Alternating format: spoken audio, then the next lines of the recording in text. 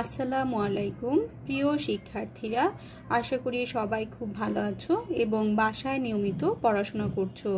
তোমাদের রসায়ন প্রথম পত্রের গুণগত রসায়ন অধ্যায়টি নিয়ে আলোচনা করা হচ্ছে। আজ এই অধ্যায় সংশ্লিষ্ট বোরের পরমাণু মডেলের স্বীকার্যসমূহ, এর সীমাবদ্ধতাসমূহ এবং বোরের পরমাণু মডেলের উল্লেখযোগ্য সাফল্য নিয়ে আলোচনা করা হবে। শিক্ষার্থীরা, আমরা শুরুতেই জানব বোরের পরমাণু মডেলের স্বীকার্যসমূহ সম্পর্কে। 1911 সালে বিজ্ঞানী রাদারফোর্ড কর্তৃক উপস্থাপিত পরমাণু মডেলটিতে বেশ কিছু সীমাবদ্ধতা দেখা যায়। রাদারফোর্ডের পরমাণু মডেলের কিছু কিছু সীমাবদ্ধতা সমূহকে অতিক্রম করে 1913 সালে বিজ্ঞানী নিলস বোর ম্যাক্স প্ল্যাঙ্কের কোয়ান্টাম তত্ত্বের আলোকে পরমাণুর গঠন সম্পর্কিত যে মডেল উপস্থাপন করেন তাকে বোর পরমাণু মডেল বলে। বোর পরমাণু মডেলের উল্লেখযোগ্য যে স্বীকার্যসমূহ রয়েছে তার মধ্যে 1 নম্বরে আছে শক্তি স্তর সম্পর্কিত ধারণা, অর্থাৎ ইলেকট্রনগুলো যে শক্তি স্তরে অবস্থান করে তার সম্পর্কে ধারণা। সেই মতবাদ বা সেই স্বীকার্যে যেটি উল্লেখ করা হচ্ছে যে পরমাণুর নিউক্লিয়াসকে কেন্দ্র করে কতগুলো বৃত্তাকার কক্ষপথে ইলেকট্রন সমূহ আবর্তন করে এবং বোরের পরমাণু মডেলে বলা হচ্ছে সেই বৃত্তাকার কক্ষপথ সমূহকে শক্তি স্তর বা ইংরেজিতে আমরা যাকে বলি অরবিট। ইতোমধ্যেই তোমরা অরবিটের ধারণা সম্পর্কে জেনেছো, যা বোরের পরমাণু মডেল থেকে প্রতিষ্ঠিত।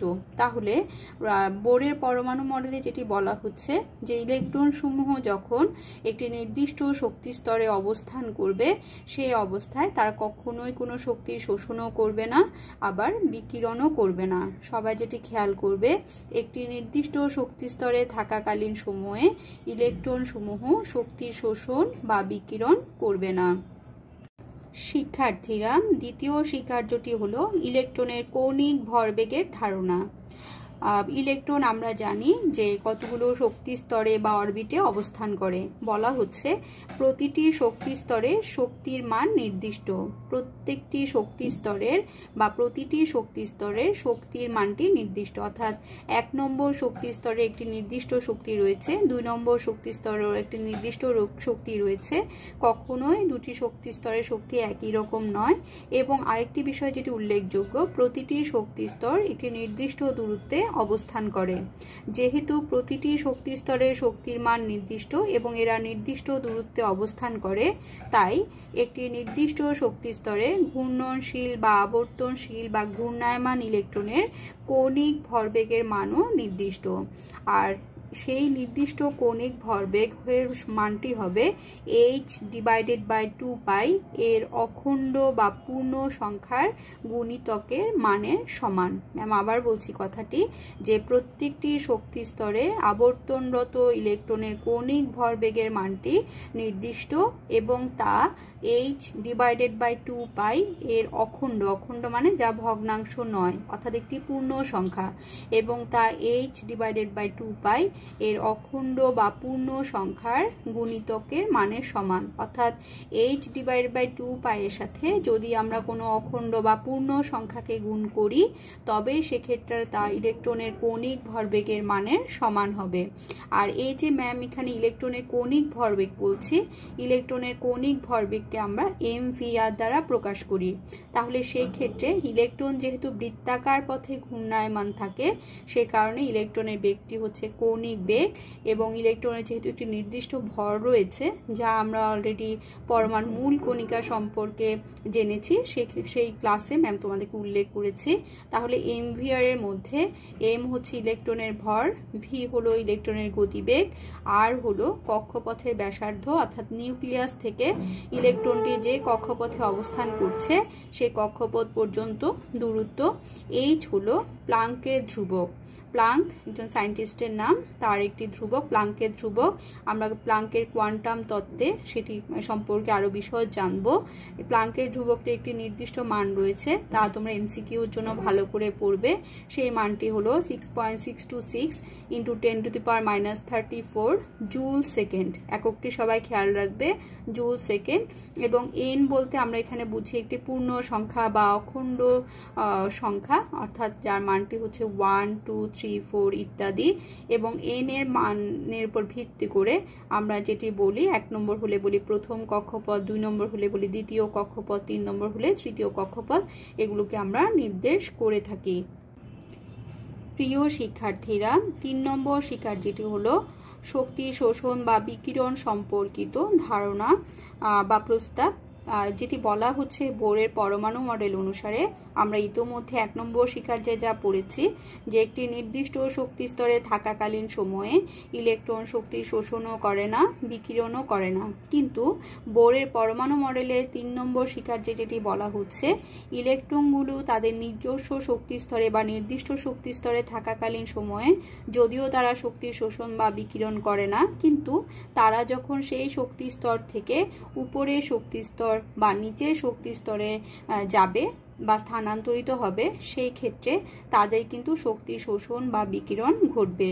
এবং যেটি বলা হচ্ছে যখন কোনো ইলেকট্রন নিম্নতর শক্তি স্তর থেকে উচ্চতর শক্তি স্তরে যাবে তখন শক্তি শোষণ হবে, এবং যখন উচ্চতর শক্তি স্তর থেকে নিম্নতর শক্তি স্তরে আসবে তখন শক্তির বিকিরণ ঘটবে।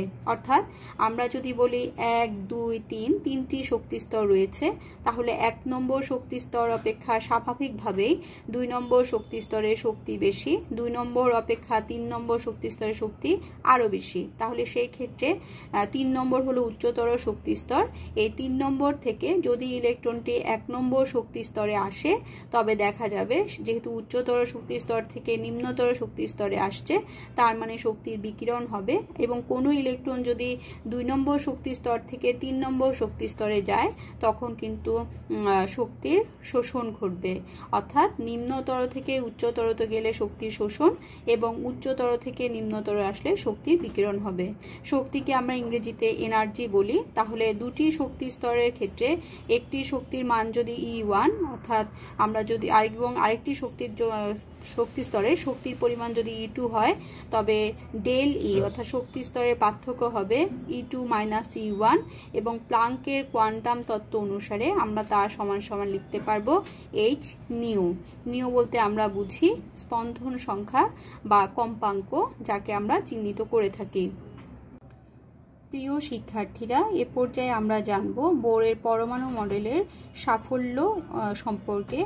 বোরের পরমাণু মডেলের গুরুত্বপূর্ণ ধারণা হলো যে কোনো নির্দিষ্ট স্থির কক্ষপথে অবস্থান করার সময় ইলেকট্রন থেকে শক্তি বিকিরিত হবে না বা ইলেকট্রন দ্বারা শক্তি শোষিত হয় না।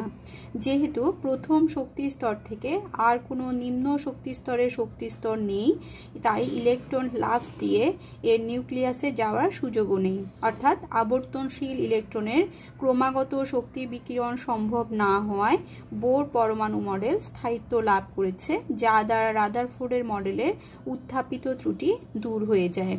এ পর্যায়ে আমরা বোরের পরমাণু মডেলের সাফল্য সমূহকে কয়েকটি অংশে ভাগ করেছি। 1 নম্বরে যেটি বলছি, এই পরমাণু মডেল এক ইলেকট্রন বিশিষ্ট পরমাণু বা আয়নের, যেমন হাইড্রোজেন পরমাণু, হিলিয়াম আয়ন, হিলিয়াম প্লাস একটি আয়ন, লিথিয়াম 2+ আয়ন, বেরিলিয়াম 3+ আয়নের বিভিন্ন বর্ণালীর ব্যাখ্যা দিতে পারে। এই বিষয়টি তোমরা সবাই খেয়াল করবে। অবশ্যই এক ইলেকট্রন বিশিষ্ট পরমাণু তোমাদের বোর্ড পরীক্ষায় যখন আসবে, যদি আমরা লিখি হিলিয়াম 2+, তার মানে হিলিয়ামের মধ্যে তখন কিন্তু কোনো ইলেকট্রন নেই, তা কিন্তু হবে না। এবং হিলিয়াম শুধু সেটিও হবে না, কারণ তখন কিন্তু হিলিয়ামের মধ্যে 2টি ইলেকট্রন। হিলিয়াম একটি প্লাস চিহ্ন থাকলেই কেবলমাত্র তা বোরের পরমাণু মডেলের সাহায্যে আমরা ব্যাখ্যাটা দিতে পারবো তাদের বর্ণালীর। 2 নম্বরে যেটি বলা হচ্ছে, বোরের পরমাণু মডেল থেকে হাইড্রোজেন পরমাণুর সবচেয়ে নিম্নতর শক্তি স্তরে থাকাকালীন অবস্থায় ইলেকট্রনের, অর্থাৎ প্রথম কক্ষপথের কক্ষপথটির ব্যাসার্ধ আমরা নির্ণয় করতে পারি, যার মান হলো 0.529 অ্যাংস্ট্রম। 3 নম্বর হলো বোরের পরমাণু মডেল থেকে প্রধান কোয়ান্টাম সংখ্যার ধারণা পাওয়া যায়, যা পরবর্তীকালে অন্যান্য কোয়ান্টাম সংখ্যাগুলো সম্পর্কে ধারণা করার পথ প্রদর্শক হিসেবে কাজ করে।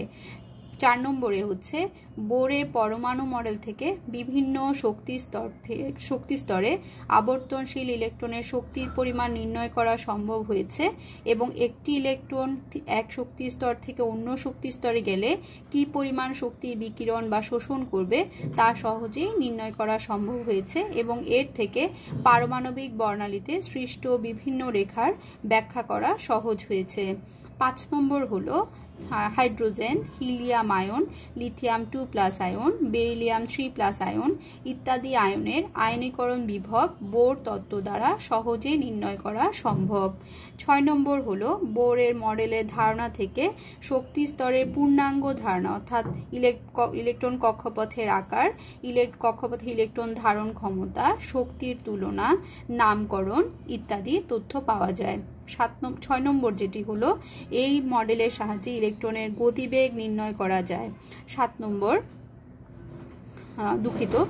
নম্বর বোরের মডেলের ধারণা অনুসারে কোনো পরমাণুর কক্ষপথের ব্যাসার্ধ নির্ণয় করা যায়। এছাড়াও এই মডেল ইলেকট্রনের কৌণিক ভরবেগের ব্যাখ্যা বা ধারণা করতে পারে। আর সবশেষ যেটি বোর মডেলের ধারণা প্রয়োগ করে হাইড্রোজেনের বর্ণালী রেখার তরঙ্গ দৈর্ঘ্য, কম্পাঙ্ক, তরঙ্গ সংখ্যা ইত্যাদি হিসেব করা যায়। শিক্ষার্থীরা, এ পর্যায়ে আমরা জানব বোরের পরমাণু মডেলের সীমাবদ্ধতা সমূহ সম্পর্কে।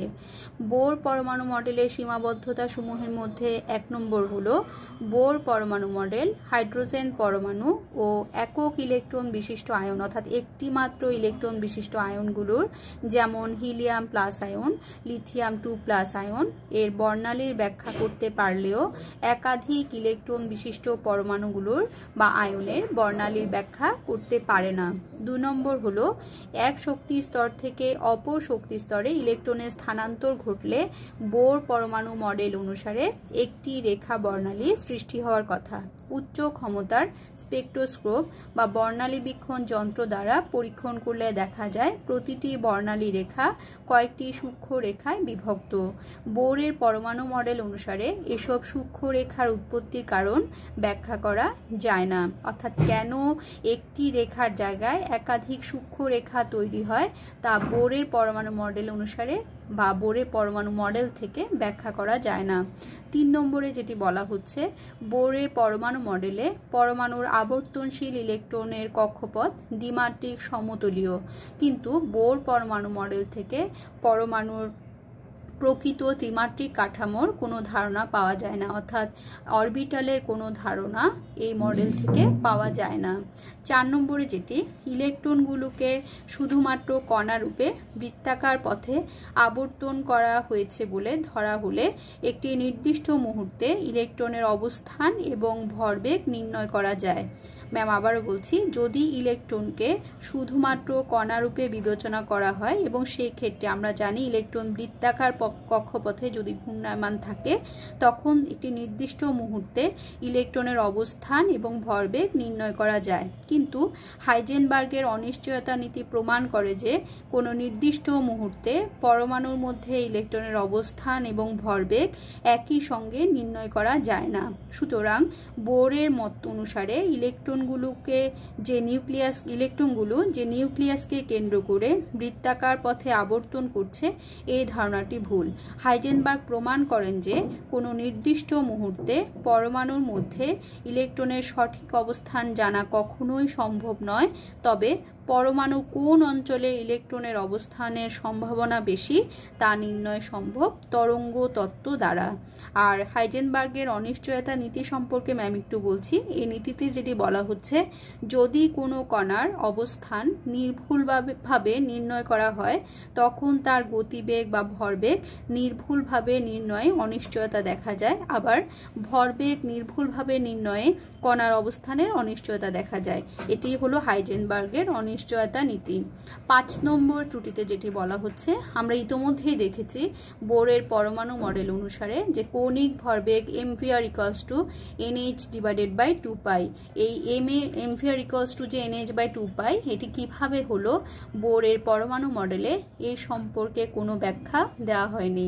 এছাড়াও চুম্বক ক্ষেত্রের প্রভাবে প্রমাণিত হয় যে বর্ণালী রেখাগুলো আরও কতগুলো সূক্ষ্ম রেখায় বিভক্ত হয়, যাকে জিমেন প্রভাব বলে এবং একইভাবে তড়িৎ ক্ষেত্রের প্রভাবেও পরমাণুর বর্ণালী রেখাগুলো আরও কতগুলো সূক্ষ্ম রেখায় বিভক্ত হয়, যাকে স্টার্ক প্রভাব বলা হয়। এই দুই প্রভাবের ব্যাখ্যাও বিজ্ঞানী বোরের পরমাণু মডেল অনুসারে পাওয়া যায়নি। শিক্ষার্থীরা, এতক্ষণ পর্যন্ত যতটুকু অংশ তোমাদের পড়িয়েছি তোমরা তা বাসায় ভালোভাবে প্র্যাকটিস করবে। তোমাদের যদি বুঝতে কোনো অসুবিধা হয় তোমরা তা কমেন্টস করে জানাবে। সবাই ভালো থাকবে। ধন্যবাদ।